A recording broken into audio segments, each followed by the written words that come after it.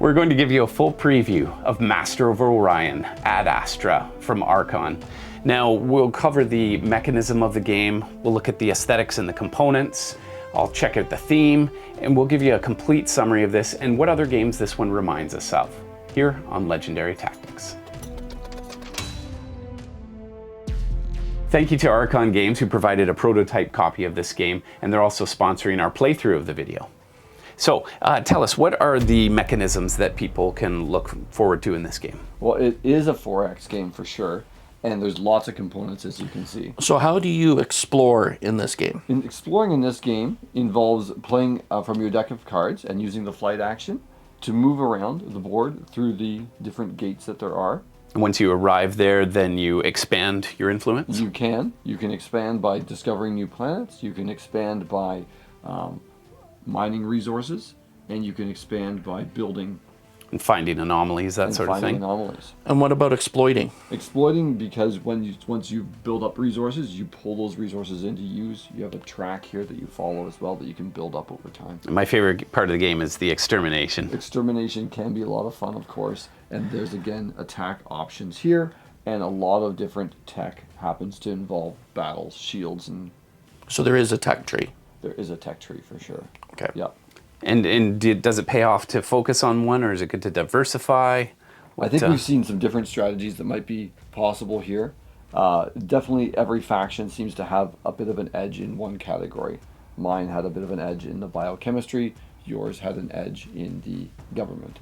Right. So there's some tendency to lean one way or the other, but I think there's multiple paths to win. So if people like a dudes on the map kind of game where you get your pieces, you power them up, you get some bonus cards, and then you just go at it and try and wipe the other person out, that's the kind of person this game's designed for. I think so. Although more subtle than something like Nexus Ops, I would say. Right, and we're looking at about 1 hour per player. It's about 10 minutes per round per player or so, and it's about 6 to 8 rounds. That's right. So, very good. Okay, so let's move on to the components and aesthetics. Now you can look at what we've got here. We've only set up for 2 players, but Gastel, tell us about what you've noticed with these components. Well, like you said, we've only set up to 2 players. You need a large table for this game.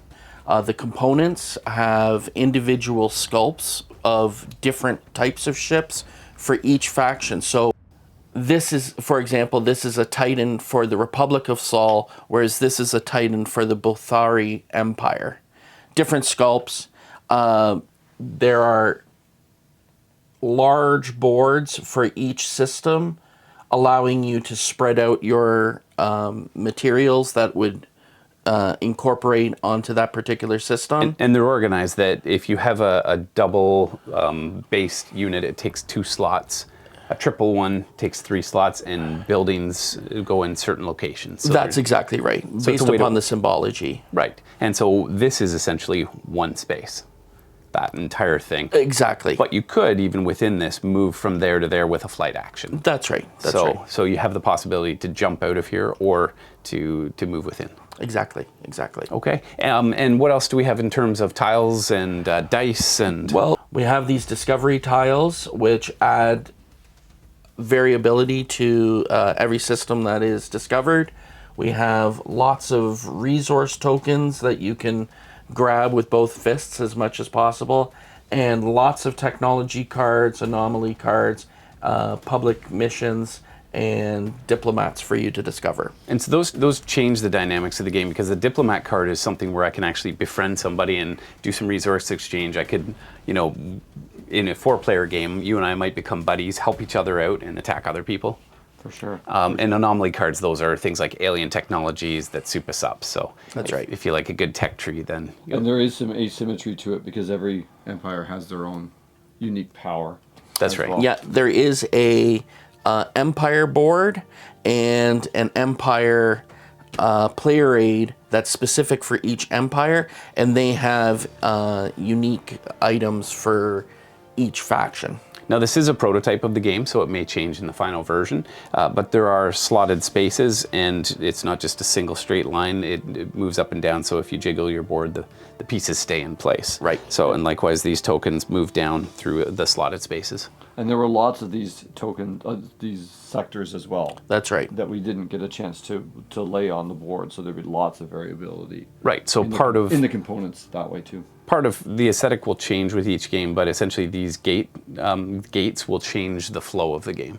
That's right. As well. Okay. That's right. Very nice. Well, thank you for the summary of that. I'd like to talk about theme for a moment. I tend to be the themer of the game, and for me, I love a game that's really immersive, and you can get your brain attached to it. I found that I was very much, in terms of my asymmetrical power or my variable player power as the human, I had a bonus in the government, and that really encouraged me to focus on that track. And so I think you get connected a little bit with who you're playing. You tended to be a little more tech related and a little more biodiversity, Yep. and it just funnels you down that pathway. You don't have to take that pathway, but I think it will encourage players in different directions to maximize their ability. It's a min-max game where we're trying to maximize every option.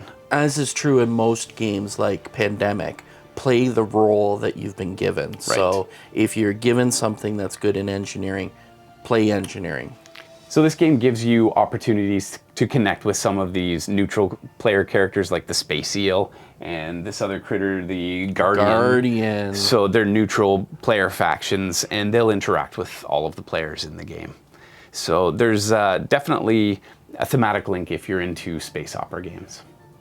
And there is a bit of that toy aesthetic to it as well. Absolutely. If you love your miniatures, then this is a game that might appeal to you. So very good. Now, the last category we like to do is a comparison to other games, because sometimes you buy a game based on other games that you love and that are similar. And we can't deny, I don't know how many times you called the Republic of Sol the Federation of Sol. So tell me, why were you calling them that? Well, I mean, I've cut my teeth on Twilight Imperium, both 3rd edition and 4th edition. And this game has some... maybe some bones that come from that. A much more streamlined and efficient version of the game, but definitely has the feel of Twilight Imperium. Right, so it's a scaled down version of Twilight Imperium? Scaled down, but still has diplomacy, still has trade interaction, still has people talking to each other and making deals. The fun sort of story side of Twilight Imperium. Right, okay, and if you are a fan of Eclipse, that is another game that I think is a compartmentalized version of Twilight Imperium, where there's a real focus on the tech trees and the battles, and I think it cuts out a lot of the periphery, so it takes an 8 to 12 hour game and moves it into the 4 to 5 hour range. Right. And I think this one might scale it back even more. It's about 1 hour per player, so it might be a 3 to 4 hour game. So it moves fairly quickly. So I think all those comparisons are valid, and I think gamers that have played Twilight Imperium will see all those parallels. However, if you're a new gamer and haven't played those, then this is its own thing, and it exists in its own universe and has unique components to it. So new games for new gamers. New games for new gamers. Absolutely. Okay. Well, hopefully you've enjoyed our preview, and please like and subscribe. That always helps our channel out. And in the meantime, get out there. Get gaming. And be legendary.